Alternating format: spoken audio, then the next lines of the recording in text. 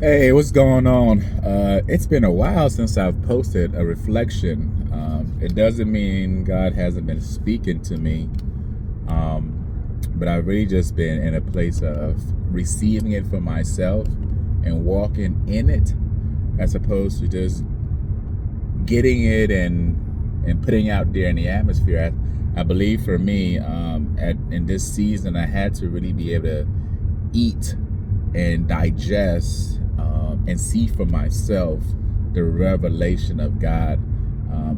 That way I can express it from an experiential place. It's almost like I can use a metaphor for food, right? You can go to a restaurant and see all the different types of dish that they have, and it could be new to you, but they look good to the eye. They smell great. You take a picture of it immediately and you send it to one of your friends, and you're like, yo, you need to check this restaurant out. Look at this food. It smells so good. It smells so great. Come try it out. And that's just off of the fact that you've entered into an entire different environment that you've never experienced before, and that excites you because this is a newness to you, right? And you immediately post it before you even get to eat the food. Decide for yourself how it works for you, how it works for your digestive system, how it works for your health. 2 months down the line, a day later, will it upset your stomach? Will it cause you to gain weight? And so it almost feels like you haven't really, not it almost feels, the reality is you haven't experienced the food for yourself in a holistic way. What you did experience was just the initial newness of that new restaurant, or that new place of that new eatery.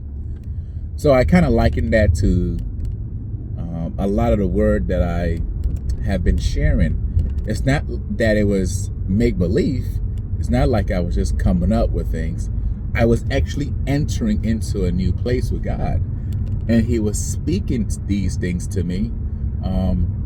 But I've come to realize a lot of those things, it was almost, I was just getting into it.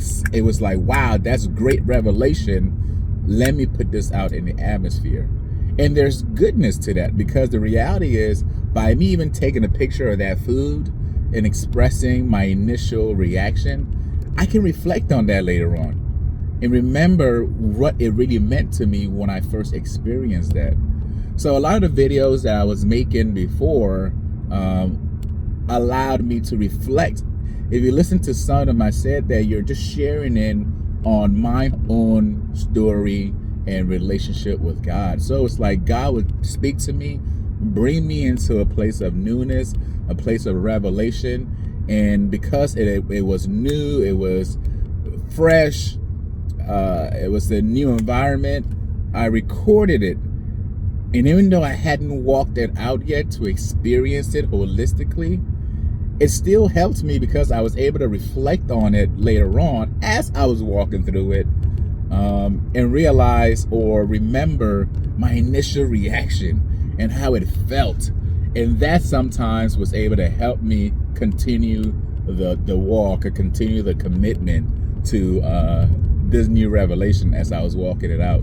So it's not that it was necessarily a bad thing, but I think I'm in a place now where I'm like, okay, the revelation is great, but let me try to walk this thing out. Let me try to experience it. Let me digest it. Let me eat it. Let me see how it tastes. Let me give it a day or two, a few months, and so in that manner, I'll be able to really fully share from a holistic place. So that's why I've been kind of on the low, laying low, not on the low, but laying low. Just really meditating in this season what God is really speaking to me about. But I do have a fresh word today. I really don't want to forget this, so I gotta record this. I'm driving home from dropping my son off at daycare, and this is always usually my time of reflection. My time in the car is my time with God. It's quiet. I'm actually driving in a nice scenic environment, so it gets me meditating and reflecting. And something that came to my spirit was, I'll be honest, I was just thinking about the different situations that various people go through, races, whether it be, different races, different economic statuses, different people from different places of the world. It's almost like a hierarchy in a sense of who's getting the goods, who's not, who's living the menial life and who's living the wealthy life, or who's the conqueror and who's the, and we know throughout history there's nations have conquered nations. It's kind of like a back and forth thing. And I'm sitting there thinking like, but God, like, why do you allow this to happen? Like, are certain people worse off than others? Is it punishment? Is it, I could have been born to a family in a jungle somewhere that had no access to to what we have here in America, right? And they still survive, rightfully. But I would say, just from judging from just a materialistic sort of carnal way, it would seem that my situation is better off than theirs. Again, just judging from just a what you see, rather than because you can be here and be worse off than someone in a jungle, like within you. So I'm just saying, from the outside out judging what you see, it almost seems like my situation is much more fortunate. And that's really where the word fortunate, that's why we use the word fortunate, because we're using that to compare our various circumstances. So in essence, I'm saying, God, why are some people more fortunate, whether it be financially, or whether it be historically in their achievements, or whether it be during wars? Some people are getting conquered and they continue to get conquered. Some nations have been crushed and you don't even hear about them. Like, why, God? Like, why are you okay with that? Is it punishment? Do you not like these people? And I felt like God started speaking to me about that. And it's funny because when you start having questions like that, God, a lot of times, at least for me, God works with me by asking me more questions where it's like, oh, that makes sense. So the first initial reaction or thought that I had was, man, God, are you punishing certain people? Did you just make certain people for punishment, or to fail, or to whatever, or to be less fortunate than others? And God started speaking to me about all of creation. He's like, well, if you ask that question, and I was always asking, well, God, do you love one person over the other? And I know the Bible lets us know that God doesn't have favorites, that he loves us all equally. So with that thought, I thought to myself, okay, it's almost, I didn't think to myself, the Spirit asked me, like, well, you can say that about nature. In that case, does it mean that I love the rabbit more than the fox? Because the fox can conquer the rabbit? Does it mean that I love the snake more than the snake more than the rat or the mice? Does it mean that I love the bird over the worm? Does it mean that I love the eagle over the snake? Does it mean that I love the lion over the other animals as an apex? I mean, the lion's an apex. What is it? Apex animal, apex creature. It's at the top of his food chain, right? Does it mean, in that case, that means I love humans over all of nature or animals, because we, in essence, can conquer and are more fortunate than them, right? And then you can keep going. Well, what can beat out humans? Nature. Doesn't mean I love the hurricane. I made the hurricane. Do I love the hurricane more than humans? Do I love lightning more than humans? Because lightning can kill. Do I love fire more than human life? Do I love the the asteroids and the meteor more than Earth? Because they can smash into Earth and destroy what we have. And you can keep going. There's always something that can conquer another. And God like started speaking to me. He's like, I created all these things for my pleasure. And they're in their place for a purpose. They are one. One is no less than the other. And then he started speaking to me about the body. Our physical body is one, right? But in essence, my hands here can do way more damage than my eyes can. I can essentially use my hands to gouge out my eyes. It's kind of morbid and kind of drastic, but right? So does it mean that the hands are more powerful or more or my favorite because they're able to conquer? They seem like their situation, they're in the apex, in an apex place in this analogy, the body. Well, I can take the foot, and the foot can step on the finger and break it, or I can. I don't know. I guess there's different parts in our bodies that can essentially destroy the other part of our body. The eyes can't do anything to the hand, but the hands and the fingers can do a lot of damage to the eyes. But God started speaking and said, imagine you do take your hands and gouge out your eyes. What will happen? Gouge out both of your eyes. What will happen to you? And I was like, you will be blind. God's like, right. You gouging out your eyes actually affects your hands, because now you've blinded something that you need to actually be at your potential. The hands, the fingers that gouge out the eyes, needs the eyes to walk and live in the capacity that it was built to do. If I don't have my eyes, it's going to be really tough for me to be able to use my hands to do certain things, because I won't be able to see in order to use my hands. So even though the eyes are probably the most sensitive part of our body on the outside, and a lot of damage can be done by it by other parts of the body, but the eyes are a very essential part of the entire body. And if you take that out, you're hurting the body. And God starts speaking to me and telling me that even though there are levels of who can beat who, which animal can eat which one, there's prey, there's predator, there's people who are more fortunate or less fortunate. The reality is we're all one. And as we love one another and treat each other well, we're actually treating our own self well. It's coming back to us. If I take care of my hands, if my hands take care of my eyes, if I have sleep in my eye, or I have something in my eye, and my fingers and my hands, instead of gouging out my eyes, goes in there and removes it, takes it out, I've actually helped out my hands in essence by helping out my eyes. A weaker part of the body. But by me taking care of it, because I'm able to, rather than destroying it, I'm actually helping myself out.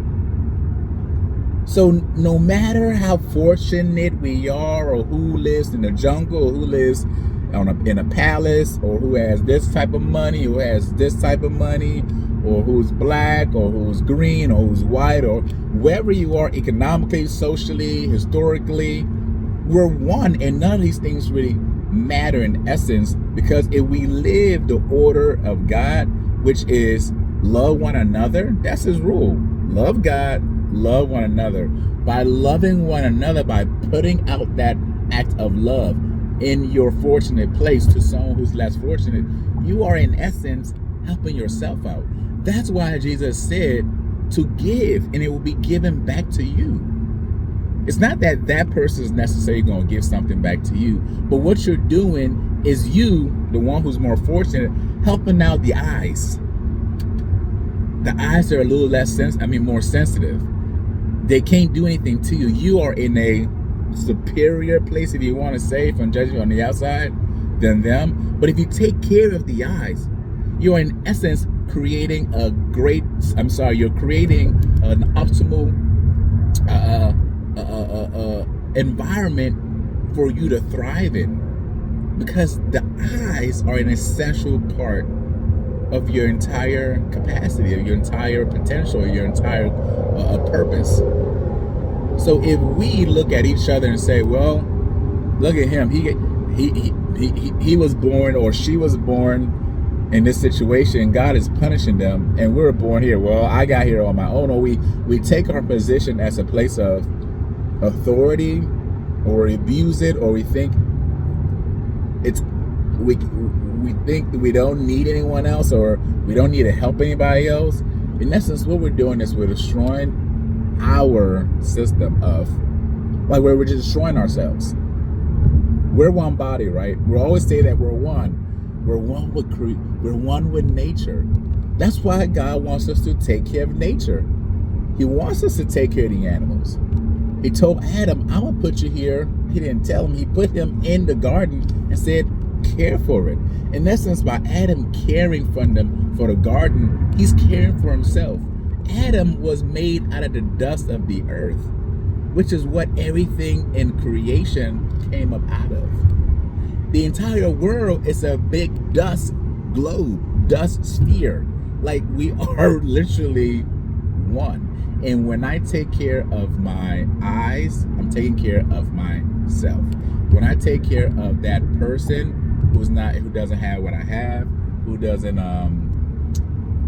is not as fortunate, I'm helping myself. I'm helping out my entire body.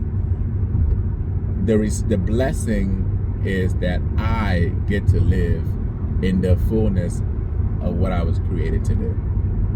I get to enjoy being part of this body. I get to experience the fullness of who I am and who God has called me to be.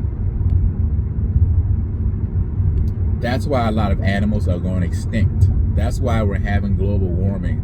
That's why we're having a lot of natural disasters, because we human beings, unfortunately, have abused this creation that we've been given. We've torn it down for our own financial gain, our social gain, or whatever it is. We're using creation for our own lust and our own capitalism, for our own greed, and in essence, we're destroying the earth. And destroying the earth, guess what we're doing? We're destroying ourselves. That's why people want to move to Mars now, because we're depleting the earth resources. We're gouging out our very own eyes. If you gouge out your eyes, you're done. So it's not about God loving one over the other. We all have our place and our roles to play. One is no more important than the other. No matter how much money you have, no matter how much the issues that you've gone through in life, your situation is not worse off than mine. Your situation is uniquely there to help me have perspective and to help me become who God has called me to be. My situation is there to help you become who God has called you to be. Together, in our own situations and our own experiences, we continue to build the body, the human, the created body. And that is how we are able to live to the fullness of who we're meant to be. Our situation may not change, or our status may not change, but as we continue to help one another out, it does something to the heart. And there's a spirit of love that illuminates, how do I want to say it? That illuminates our environment, that permeates our lives, and that is what allows us to be who we're called to be, to our fullest capacity. So take care of the less fortunate. Don't look at yourself as better off. And if you feel like other people are better off than you, sure. But you take care of the one that maybe doesn't have what you have. You have a role as well. Just continue to love each other. Jesus said it. I'm only preaching what Jesus already said. Continue to love one another and you're, in essence, loving yourself. Take care of your eyes. Take care of your teeth. Brush them. Put lotion on yourself. Walk if for your body to have optimal health. Exercise. Use your feet, your legs to walk. But if any body parts decide, nope, I'm not doing it, we're in essence killing ourselves. The brain decides, nope, I'm not thinking anymore. I'm done. I'm tired of being the one that decides everything. Everyone is always waiting on me to make the decisions. And the brain said, I'm done. I'm out of here. Guess what? The whole body dies. Without the brain, we're done. So continue to be what God has called you to be and play your role well. That's why he put you in that role. Not because you're more fortunate, not because you're better off. He put you in that role because that's the role he's giving you to play in order to bring purpose, life, fullness to the entire body. Amen. 21 minutes later, that's all I got. Love you guys. Hopefully this helps. I will be looking at this in a few days just to reflect on it, because I'm gonna eat this and I'm gonna chew it up. I'm gonna try to meditate on it and walk in it for as long as God keeps reminding me. Amen. I pray the same for you too. Have a great day. Blessings.